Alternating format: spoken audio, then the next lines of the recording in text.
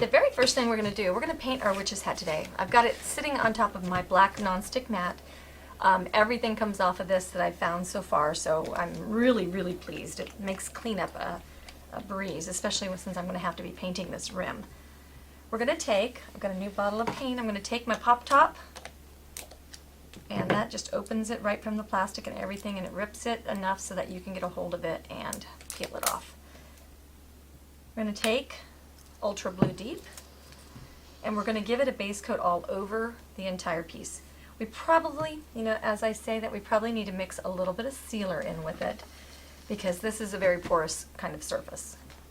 Okay, we'll get a bottle of multi-purpose sealer. It does the job for most surfaces. So I'll just brush mix it in. I'm using a ginormous oval glaze brush, and this is going to be very important when it comes to the slip slapping part. And I'll just mix one coat of this. We want the whole thing based once. We're going to drill holes in this after this dries. So we'll do one coat, then we'll do a second coat after we have holes. We may not drill the holes till later. I'm a little nervous about the holes because I'm not sure where exactly I'm putting them, so I'll have to do a little planning first. Okay, so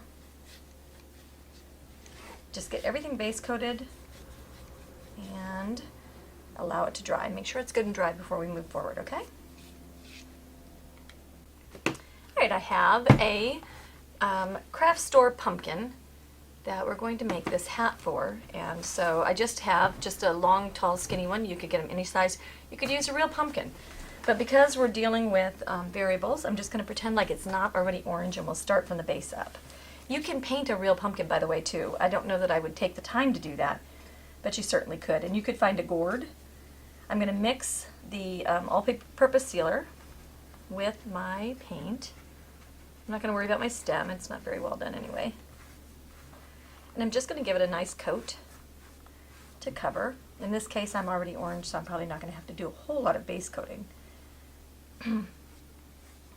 I'll let it dry thoroughly, make sure that I've got no chemical reaction, which I should know if it's sticky or not.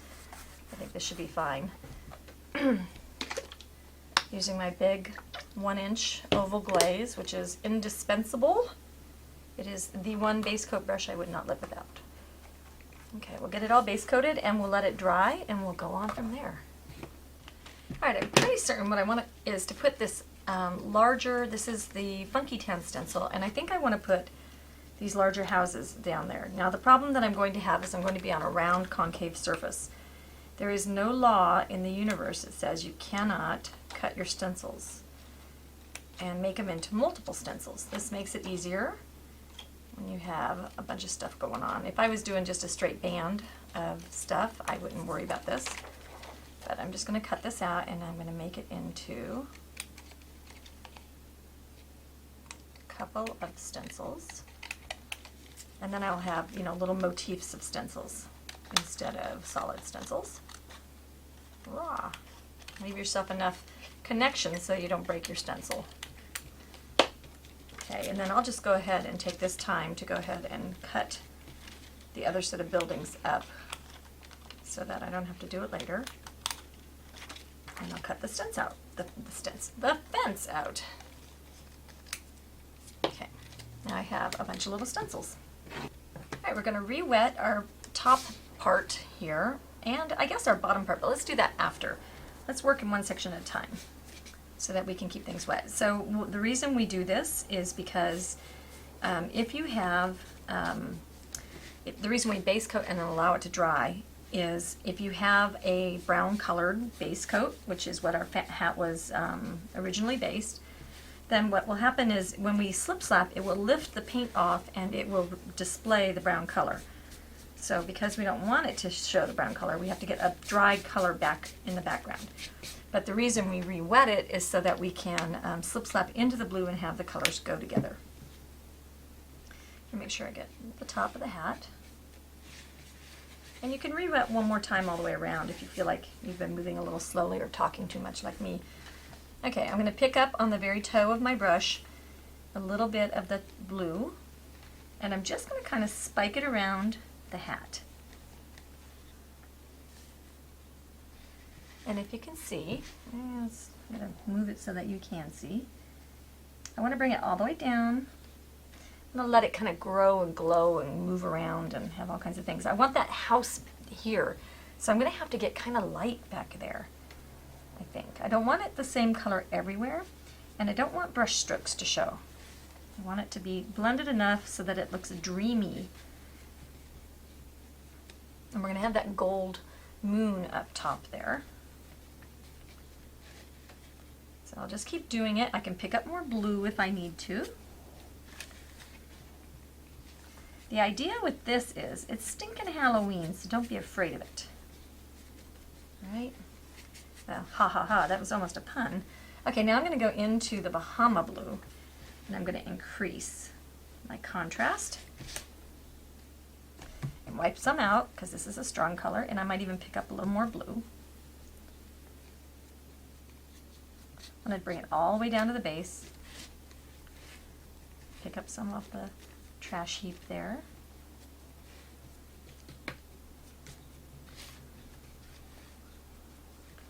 This whole thing should become a dreamy, wonderful fantasy color.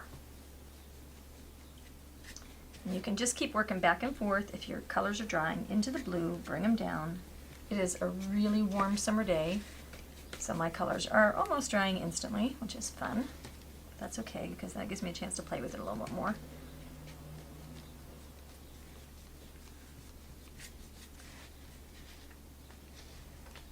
This is one of those things where you might want to do it in the early morning before the really heat of the day starts. Slip slapping is just X's back and forth. Now I'm getting a little uniformly modeled in color. I don't know if you can really tell. Go back into a little bit of my darks.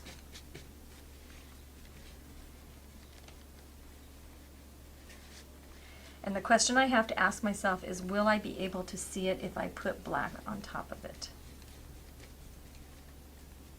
And I'm thinking not, so I'm going to get it a little bit lighter.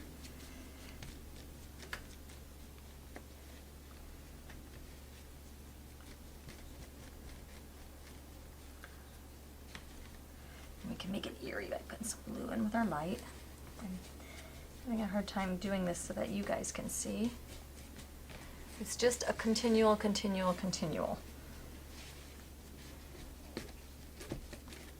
Stay.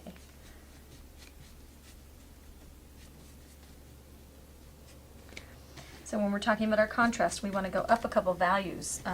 So we need, black is the lowest. I would say that this blue has got to be like a 9, or not a, we're walking out of the basement, we're going into the sky. Okay, so 10 being the darkest, 9 being this blue color. And by the time we mix this in here, we're probably at a 5. So we're at least 2 steps away, so we're probably going to be okay.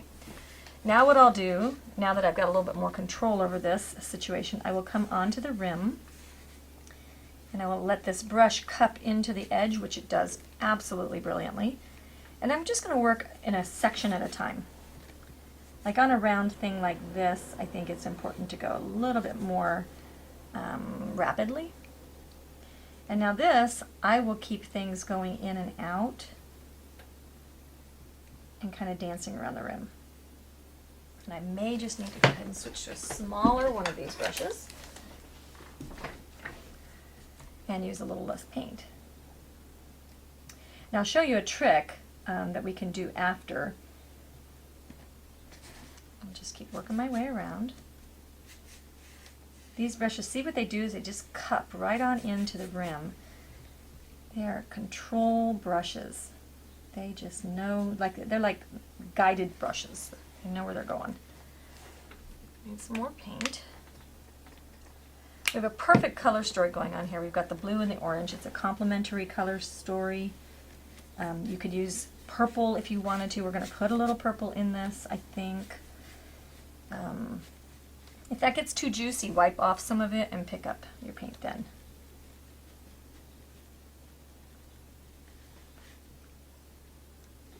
Okay, now I'm getting into where I have wet paint. I'm going to want to be careful not to be touching it, and I don't want to lift the paint on the hat because then I'll have to start all over. Okay, pick up a little bit, walking around.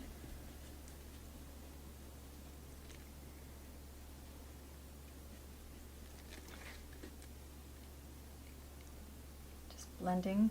The rounded tip on this brush allows for it not to leave harsh start and stop marks. Sorry. And so I'll just keep playing in it until I like what I got.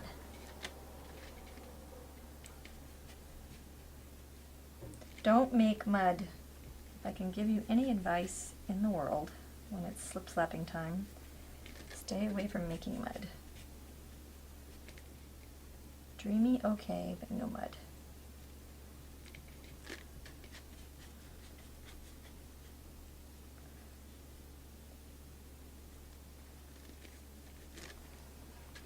Okay, so now we have kind of a dreamy blue looking mess here.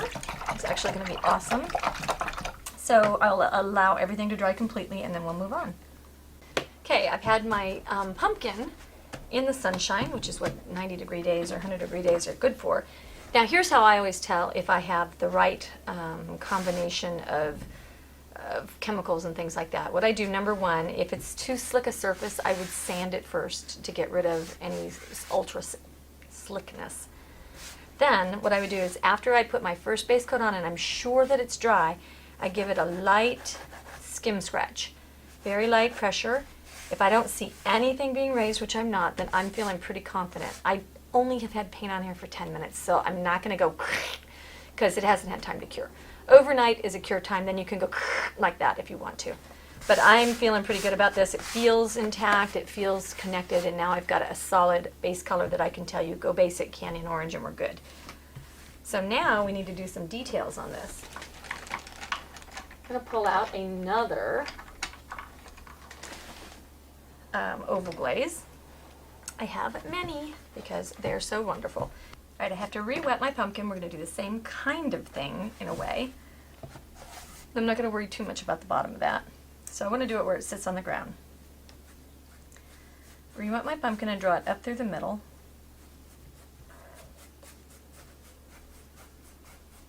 I'm going to deepen that base. So I'm going into Georgia clay. I'm just going to streak it up into the wet paint. Not a lot of Georgia clay. And what this is going to do is give me a lovely, can you see the hue? Plain, a little glowing. Then we're going to get a little bit of a red violet color and hope that this doesn't trash it, and then I'll start over again. I think it'll be fine. A little touch of red violet, and we're going to bring that up in it from not as far up as the other color. It's really important that you flick, and the flicking is in the brush. Okay, so now can you see the difference here? How cool is that? And it's just going to give it, we're going to highlight in the middle, we're going to do the same on the top, but we have to work one end at a time. Okay, now my base is still wet, but I don't care about where it sits down on the countertop, so I can go and patch that if I need to. I'm going to wet the top, which I just did, and now it's gotten tacky already. I'm going to streak it into the middle part, and then in the middle, I'm going to give it a little highlight that streaks in and out of that area below, but keeping it higher. I'll go down low. And so now we're getting a nice tone. I'm going to darken the top while this is wet and streak into that, keeping it higher. Just where things are kind of rounded. Can you start seeing some of that difference? Boring, better. Okay, maybe I can put a little more yellow in. And then I'll just keep working that where I'm wet. Back and forth, up and down. If we need to do a little fuzzing out down here, we can certainly do that. Okay, now that everything's dry, I'm going to go into the Bahama Blue with my extra large crescent stencil brush. And I want to lighten down here where these houses are going to be. So I'm going to hold this down. Remember, you're dealing with paper mache and that it's a little bit more fragile.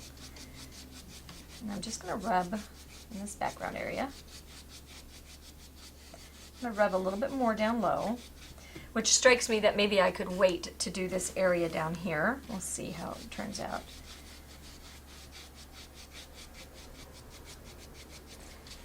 This is dry rubbing.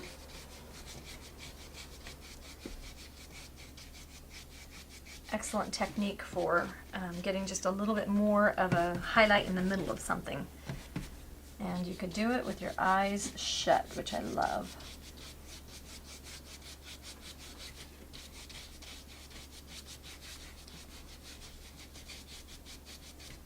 Okay, so that's a little bit brighter down there. Now I want to bring a little bit of that color up into the sky in different places, so it doesn't look like it just all sits down there. Okay, and maybe I'll go down one more time and give it just one more little rub factor.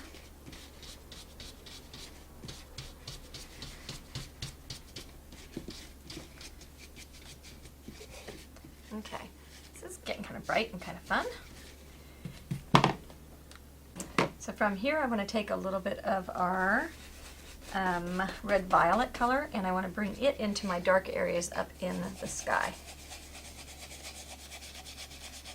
Bring it kind of up and down, dance it around. Up on the cone.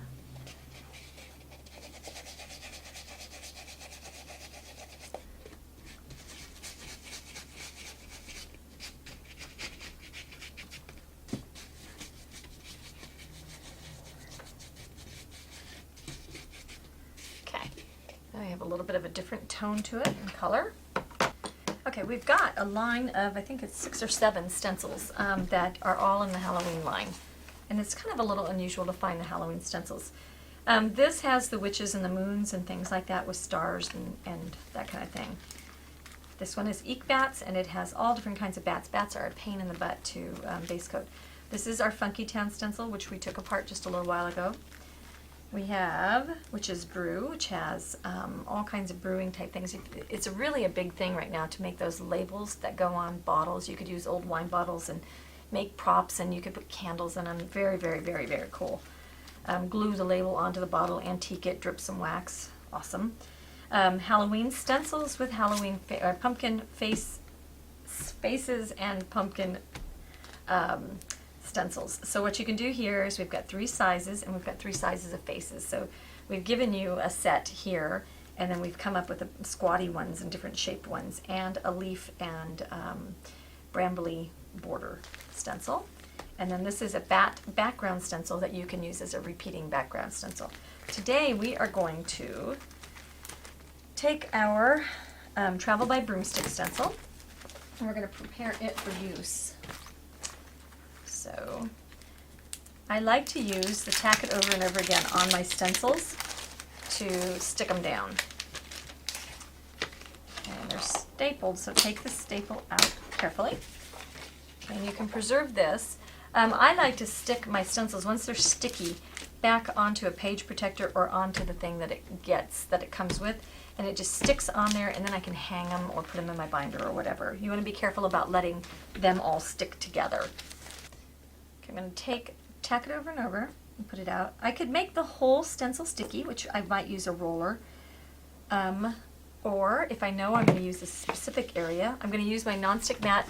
This stuff sticks like crazy, but it doesn't leave a residue, so it makes everything you stick it with like a big post-it note. I've had a lady that emailed, and she did a rock lawn backsplash that looked like tile, and she put it up with tack it over and over again. Another lady put tack it over and over again on her dishwasher panel back, like not on the dishwasher, but put it on the thing to disguise it and make it into a different seasonal thing. I'm going to use the ink sweeper, which is like a longer version of the jumbo dauber, and I'm just going to tap into here. Now I want less of this than, I don't want it thick and slimy like that. So I'm going to come over here. These don't absorb, which I love.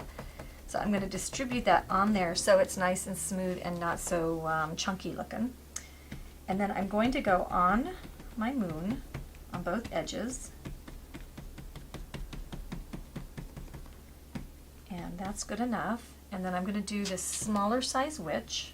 Trying not to get a bunch of stuff. If you get it on the front, don't worry about it, or if you ever need to flip it over, it's okay. It just makes it a little bit harder for things not to stick together, so you want to try and keep them fairly cleaned up. Okay, so that's the one I'm using. I might go ahead and do the cats and maybe even my stars. I know I'm going to use stars because I've got lights to put in this if it works out. I don't want to see thick white. Now we let it dry until it's clear, so I'm going to move this away and let it dry. I'm going to take out, I'm going to go wash my ink sweeper right away because otherwise it will not come out. And on this mat, I'm going to use goof-off wipes, which are available at hardware stores. And that takes the sticky right away. If you get it on your hands, you can use olive oil. Okay, so I'm just worried about the sticky stuff.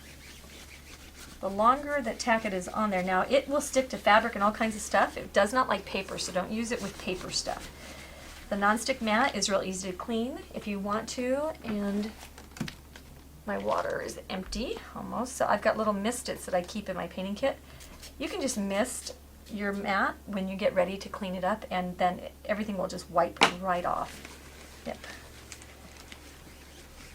Okay, so that's how you clean up after using that.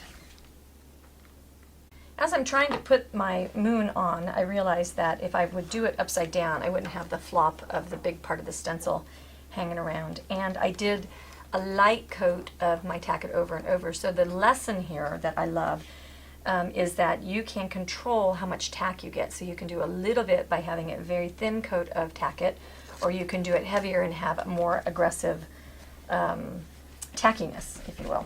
So what I'm going to do is I'm going to go ahead, I want it tacky on the opposite side so I don't have to deal with this.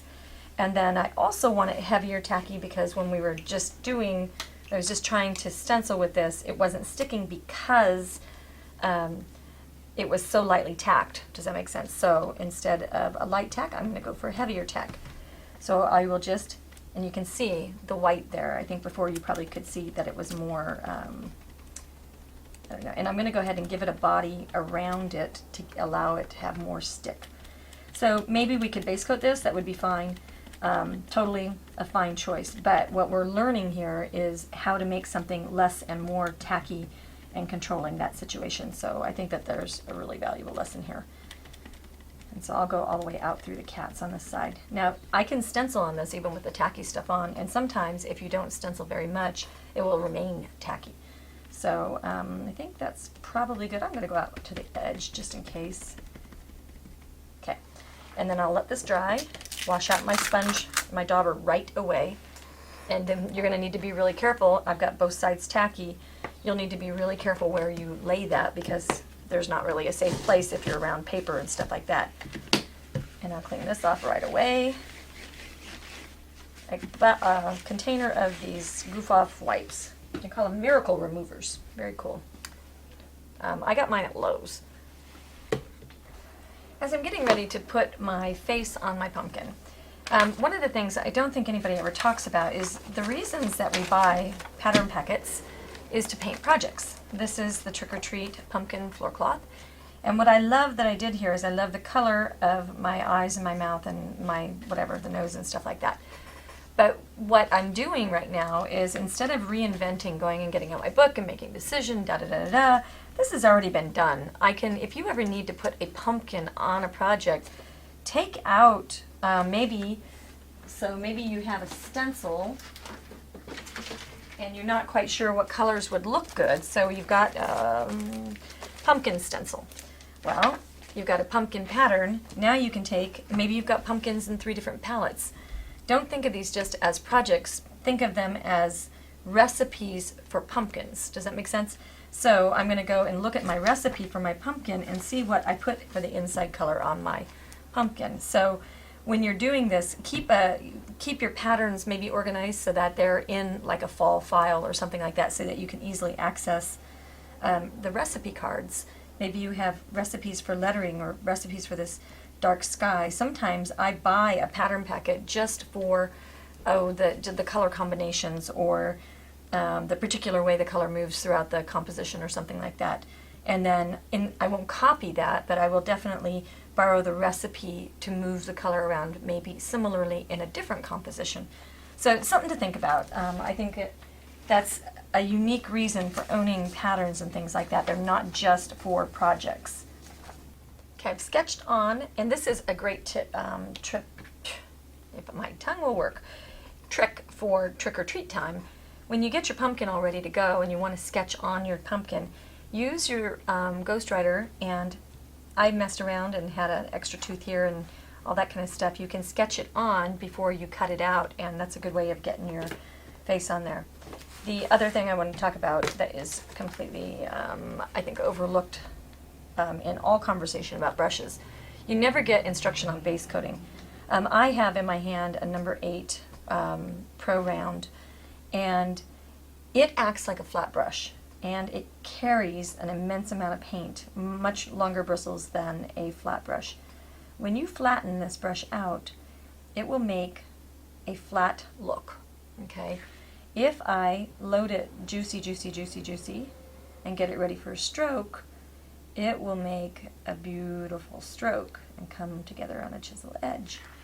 Okay, if I put it with water, now I have a great big ginormous washing brush. Our brushes, I think, are sometimes underutilized. In this case right now, I'm going to use it to base coat my eyes, and what I like about these brushes is you can't beat the chisel edge that you get on these.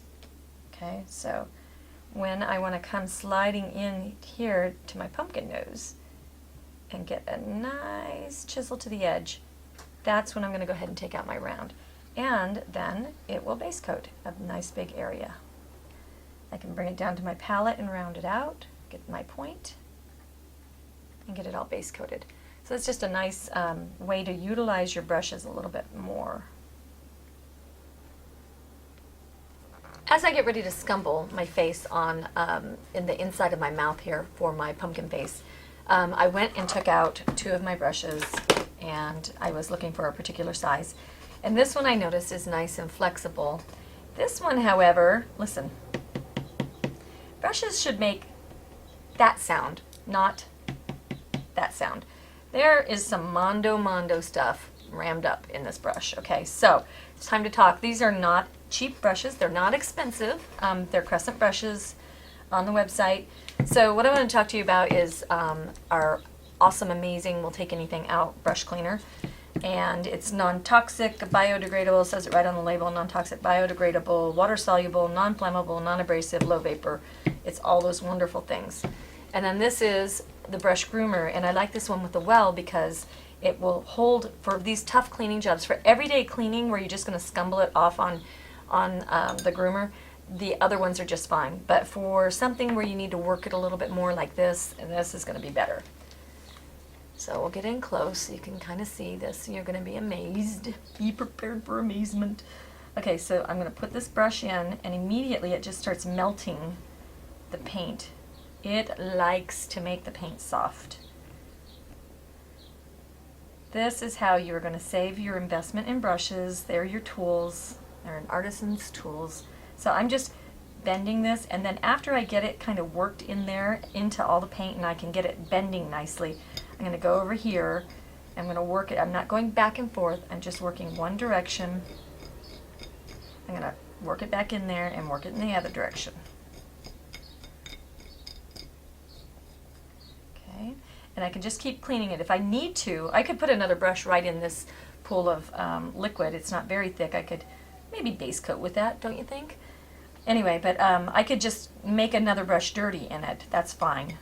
It's going to keep taking this paint out over and over and over and over. It's wonderful. Okay, then I can, because it's water soluble, I can go into my brush basin and into my dirty water pile there and just clean it out.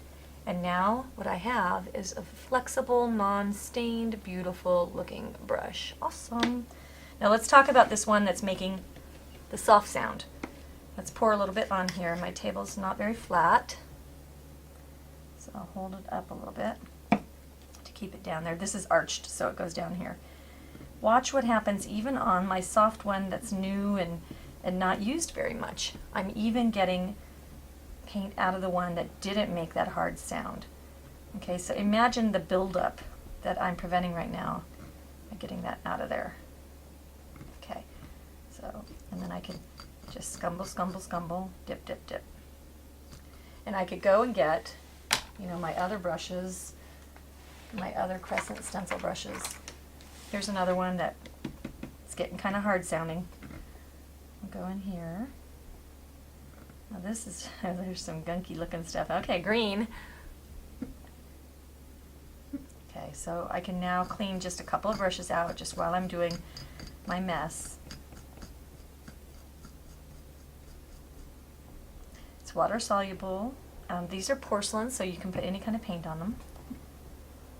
And I don't know if this is good for any kind of paint.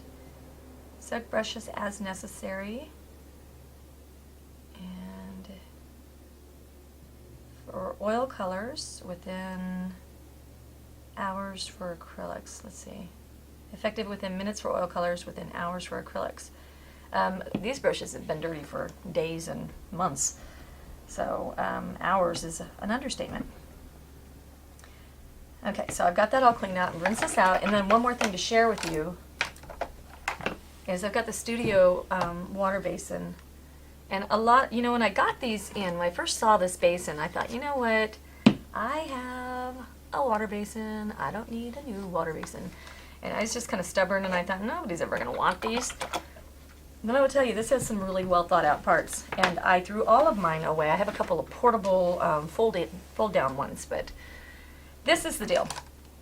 So besides the fact that it has 3 basins, and why would you need 3 basins? Well, this is where my clean, and we'll laugh at that because that's really not very clean, my clean water is. This is where I put my dirty water, and it has the ridges on the bottom, so you can scrape out paint as you need to. This one also has ridges on the bottom. This one does not have ridges, but my hand can fit in here, so I can squeeze out sponges and things like that and use it specifically for faux finishes and things. Then it has this little piece right here. What you can do, this brush cleaner does not affect this plastic that this is made out of, so you can actually dump a little bit of your brush cleaner inside the water basin, and then you can just dip in there, work it, and then rinse out in your dirty water, and you're good. And then the last and final thing, besides the fact that it has a very sturdy handle, when I get ready to wake up my my natural fiber brushes, when I need them to accept paint and everything, they need to be wet. So I'll wake it up in clean water, and then I'll just lay it across the handles, and then it will be soaking without soaking and ruining the tip. And then the other thing that I do is when I'm working with brushes, I'll lay all the brushes that I've painted with that day right there. And then when I get ready to write my patterns and instructions or know which ones I need to clean, then they're all lying right there, and I've got them all ready to go. I do have to chuckle because I just took my dirty paper towel. I took a paper towel, I blotted this stuff, this filthy, dirty stuff from my brushes, and I just wiped it across there a couple of times, and look at what it did. It cleaned a whole fresh ridge line off and softened all this hardened on paint. That's cool. So, I mean, it'll even take off your dried paint scum from your paint bucket.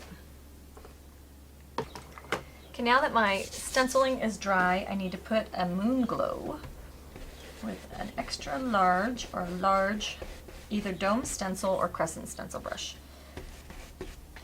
And I want to make sure, I'm doing a glow in the background, so what I want to make sure is I don't end up with a really harsh kind of thing. So I don't want a harsh line. And because I'm working on a round, I think that will be easier for me to screw this up. So I'm going to try to just glow around it.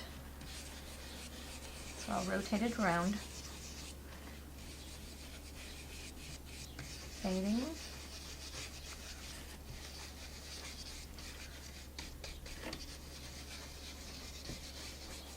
Yeah, I'm liking that. That looks nice.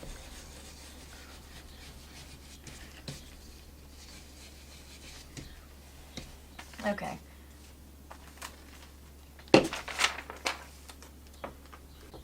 To fade my edges of my glow, between my moon and my glow, I want to do a little bit more of this, and then we'll brighten our moon up. The great thing about painting for Halloween is that you can do this bright, obnoxious, nasty colors. I can use blue and purples and oranges and things that I wouldn't normally get to use in my day-to-day normal decor style. So we're going to go in here. I want to make sure that the tip of the moon gets a little bit, not too bright. I want to fuzz that line down. The moon is still there underneath this line, so I want to make sure that I just have that so it's fading,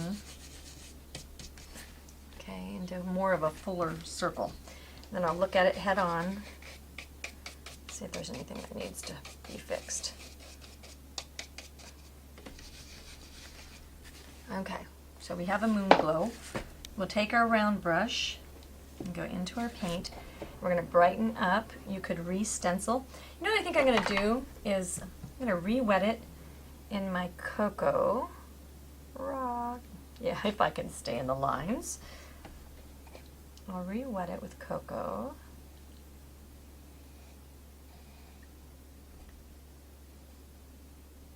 And then I'll pick up the straw, the golden straw. Let me dry off my brush and pick it up again. And then I'll kind of slip-slap, little teeny slip-slaps into this color. Get a little texture. Our moon could use a little texture, right? The base coat color will help soften it.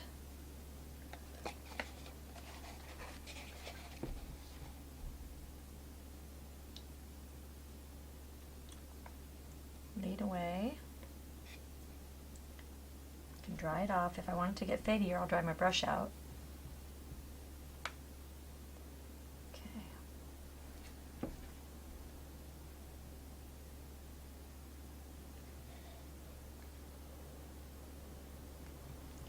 Okay, we'll let that dry, and I think we'll go ahead and just add some of our cad yellow right while we're at it. Ouch!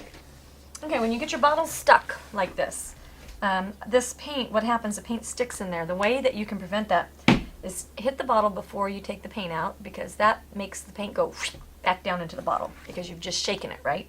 So one hit. But the other thing that you can do, these are pop tops, and they will open your bottle of paint. There's a lot of people that have things like this out. These work on the plastic. They work on all the bottle sizes and shapes.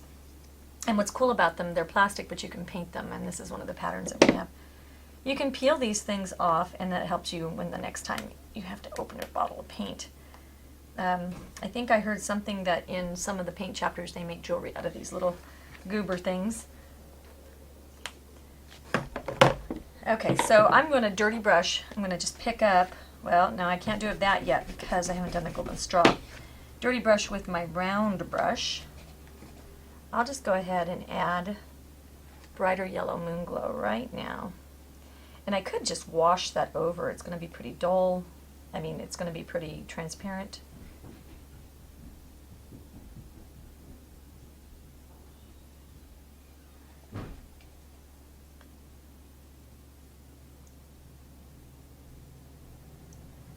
Okay, make it more so right here in this area. And that dries, we'll dry rub again. So I'm not going to wash my brush out. What I might consider doing so that it doesn't dry out is I might just wrap it loosely in a moist paper towel just to keep it from being getting all dried out. All right, I'm going to use my triple threat eraser to get all of my lines. These are fantastic. I love these for painting lace because they have edges. It has, when you look at the eraser, it's actually a chiselly sharp edge, and you can actually just clump off the end and make it perfectly sharp and edgy again if you've softened out all the edges. This is how I get all my marks off. It doesn't leave any residue, which is very, very important when you're erasing. So I'll get rid of my lines because now it's time to make him shine.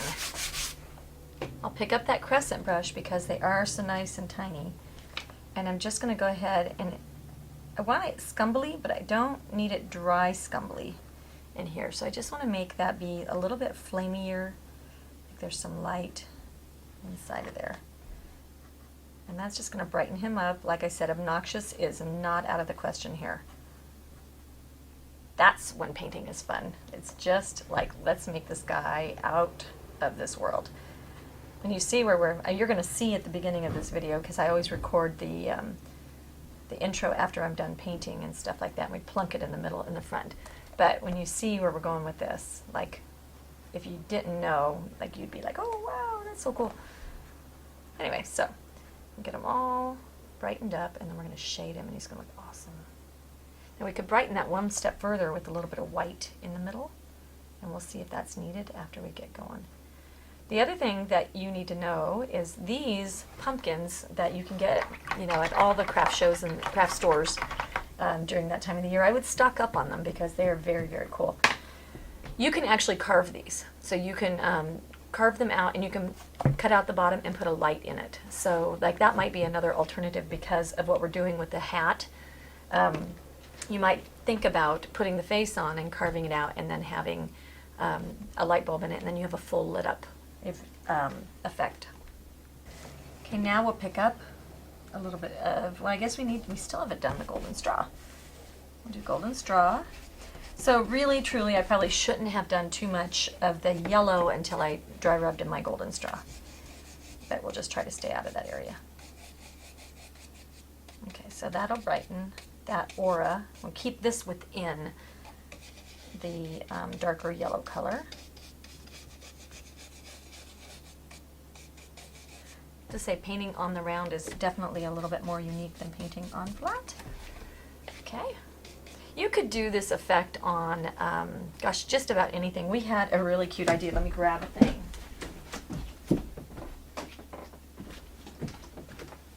How cute would it be?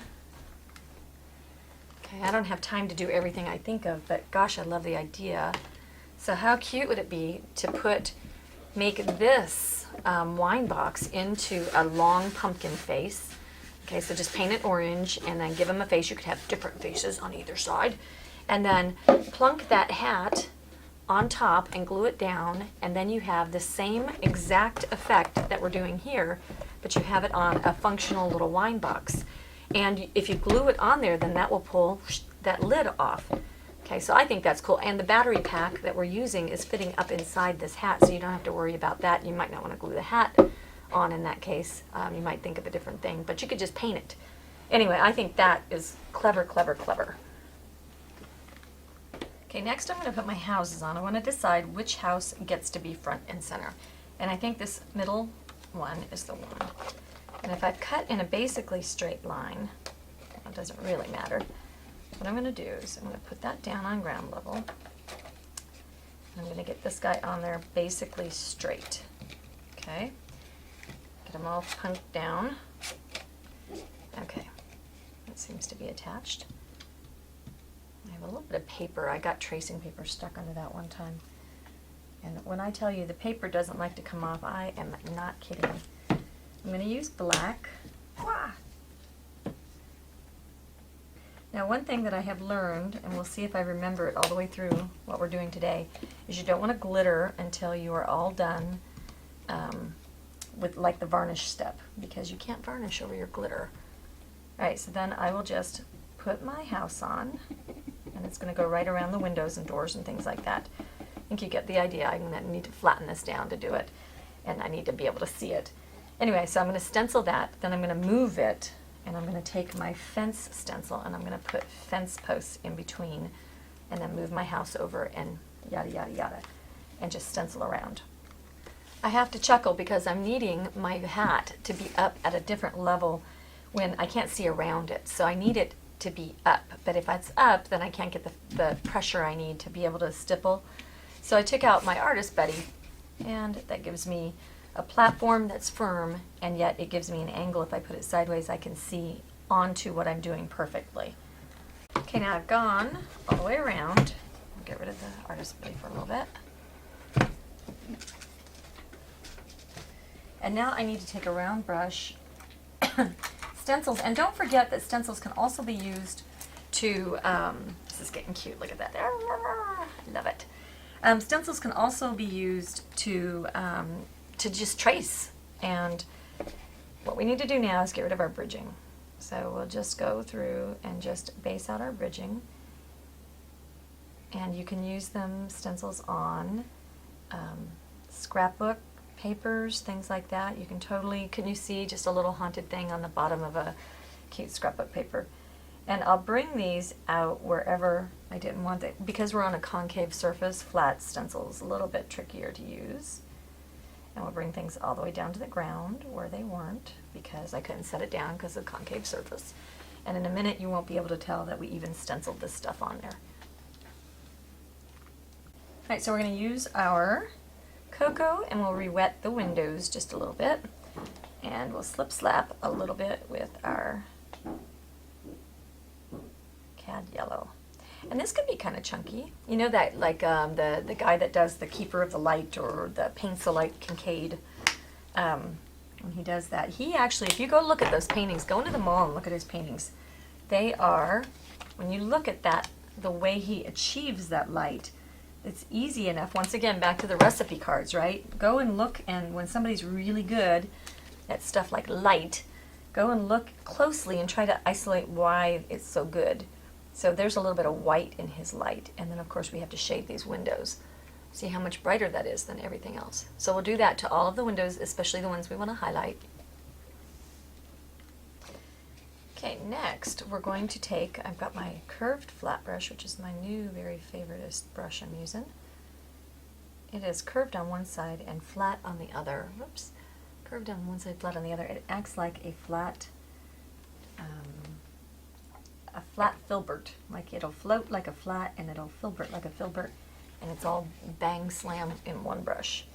So I'm going to shade the edges. I'm going to try to keep it off my black if I can. I'm going to shade the edges of things. Can come up a side and then just shade little corners of windows and things like that, just to enhance the fact that there's, I don't know, just the colors or something. We're going to dry rub with our crescent brush, our newly clean and flexible crescent brush. And I moved it to something small so I can control. And I want to dry rub on our moon just a little bit here and there. And that's with the red violet as well. And we'll get that back edge just a touch.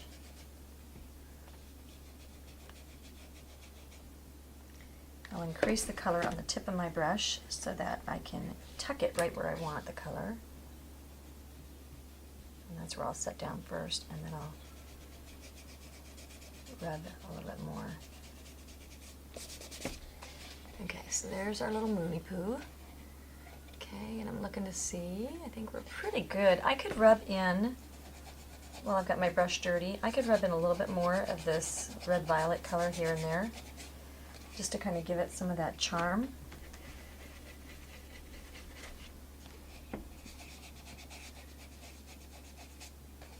And just where you think a little bit extra magical, something or another. Okay, it's looking pretty cute. I'm excited.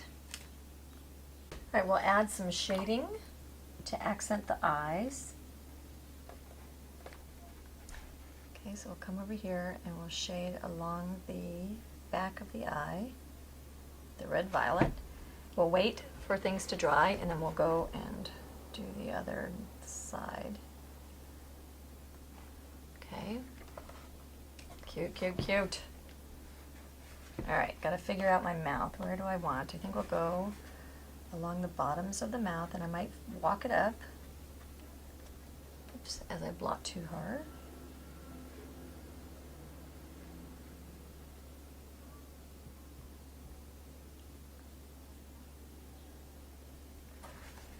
Okay, and we'll just, then I'll go and finish the other sides. So we'll get some shading down on there. Okay, next we're going to add a shading, highlight, of golden straw. And we want it a little bit tighter. We're going to put it on this dark edge, just to make it look like that's the edge that's getting the light before it goes inside that catch. So right next to our darks. Okay, and that gives it just a little bit more cutout look. While we've got our color out, the camera on and everything, we'll do the same kind of, we've got this wet down with the bright yellow. We could add just a little bit of the white in here with a slip slap, and this is what I say when this brush acts like a flat and a filbert, is it actually gives me a rounded edge on one side so I can slip slap by just leaning to that edge.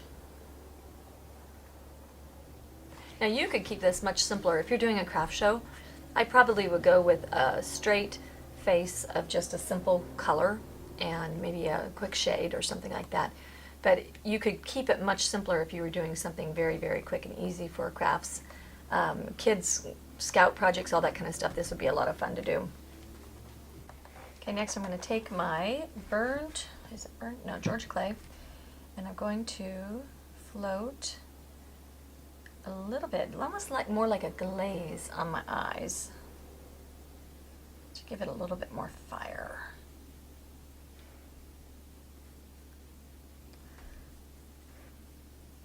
Not worried about too much going over my pumpkin because that's basically the color of my pumpkin, and a glaze will just help it. So now he's got a little bit more fire in him. Alright, so I'm back on Artist Buddy. I've got this thing secured on here. Using long stencils on round things is a little bit tougher, but so to prevent any bleeding under, one thing when you use these daubers like this, because it doesn't have anything to escape or scrunch under, they're much more less likely to make a mess on you than using a brush. So this is way, way, way, way safer. When you do it, I wish I could show you better. I'm going to talk while I'm doing it. Pounce up and down, straight up and down. Don't be pushing at the stencil. And then, of course, use your glasses. Straight, straight, straight, straight, up and down. And not juicy paint. So I pounced off on my palette. And release. Ah! Stuck to my hand. Okay, so now I have my little witchy poo flying over my sky. And I'll connect her body. Okay, I've got a number of stars that I've done in camel and in, that I stippled in camel color and the cad yellow. Okay, and I just used this cut up Funky Town stencil, and I just used the cluster and just segmented it all over, and then use these as filler down here to the bottom. Okay, now we've got to decide how we want to perk all this stuff up and make it cohesive, I guess. So we need to make a little trail. Okay, I'm going to go ahead and use matte varnish and get a coat of varnish on my hat top. Although I haven't finished my trail of whatever magic dust and stuff. Okay, jumping ahead here. Still have words to do around the rim. Bet this stuff will be done. That just makes the colors so much more vibrant. I love the varnish stage. It's like the paint is wet again or something.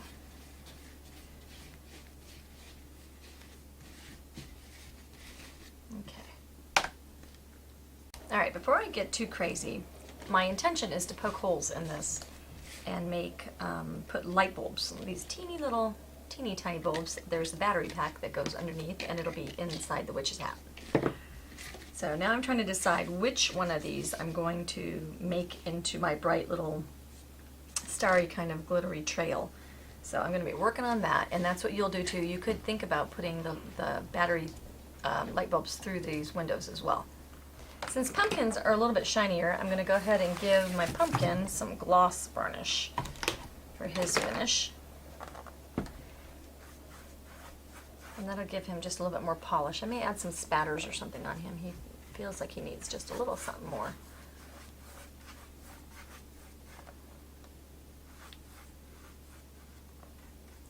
He'll look a little more porcelain or polished from the field, kind of, when he gets done being a little shinier. I like that better than that flat.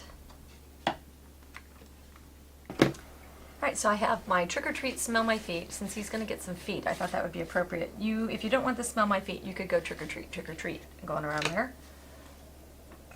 Alright, now on the lettering, which is what we're getting ready to do next, we're going to use black, I believe, and we're going to do the drop shading next to the lettering. So thin it down with a little bit of water. And what drop shading is it's just to add a little shadow. And we're going to do it all on the same sides of the letter. So I'm going to do all the same sides. And you can decide, so I might do under and all to the left. and that's going to give it some dimension. And that just cleans everything up as well. We're also going to go ahead and we're going to highlight, and find the right brush. This point of every project, my table is always such a disaster area. We're going to use cadmium yellow. And we're going to highlight the letters. And so let's do the base, let's do the tops of all the letters and we'll highlight those. Okay, so what we'll do is we'll run it up one side and across. One side and across, and we'll clean up anything that makes a mess. This is a perfect time for, dun dun dun, super cute tip. These are super duper pointy little Q-tips, so I'll just spit on the end of one of them, and that will help keep everything nice and tidy. And so we want to make sure we do the insides of letters.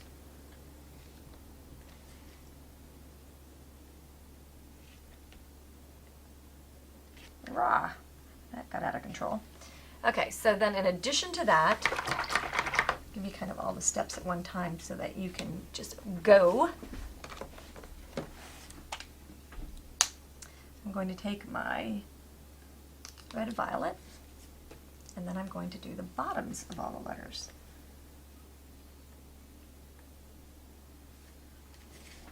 Okay, so we'll use this as an example. And we'll go ahead, and we could dry rub, that might be easier.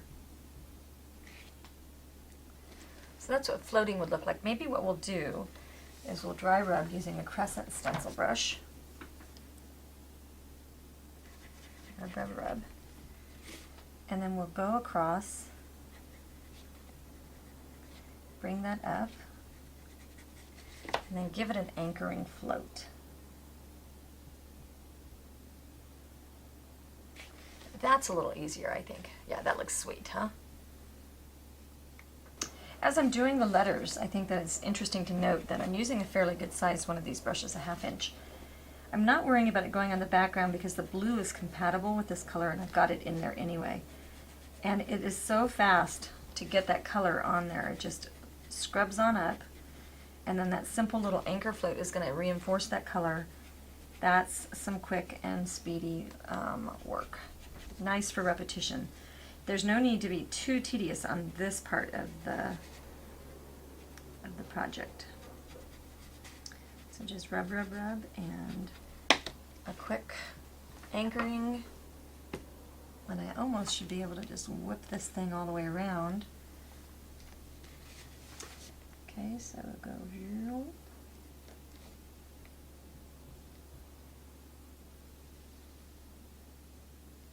See how much nicer that looks when we, oops, where are we at? Okay, see how much nicer that looks when we anchor it. It just firms up the color nicely. Okay, if we need to, every now and again you could go back and strengthen if you needed to. Alright, the very next thing I'm going to do is put the black glitter on my silhouette houses. So I'm going to switch to a good sized round brush. And maybe I'm going to use a number how many? Let's see, maybe a number 4. Okay, so what we're going to do is use bead and glitter glue. And I'll switch this upside down, and then I'll just go ahead and go around all my windows. I'm varnished, but I'm not varnished here, but that will be okay. Make sure you're varnished before you do this. I'm on the hottest possible day of the year that I could possibly be doing glue. I might have to wait and do this part in the morning. But so what I'll do is I'll use my glitter and I'll sprinkle it on top of. Just start with a little bit so you can see, because this is going to need a cooler environment. And then we tap it off into our tray, and then you get a glittery, I don't know if you can see it, it makes all the difference in the world. Awesome. We got letters, everything. Alright, since I can't glitter until tomorrow morning when it's cooler, and what I'm going to do is show you the final touches. I'll wipe this off. This glitter tray is fantastic. It's got a little cork thing here So you can save all your glitter in here when you have a big project like this, and then dump it out, and then dump it right back into your vial. Saves a lot on glitter. And it also keeps it confined and cleaned up into a little tray instead of all over the place.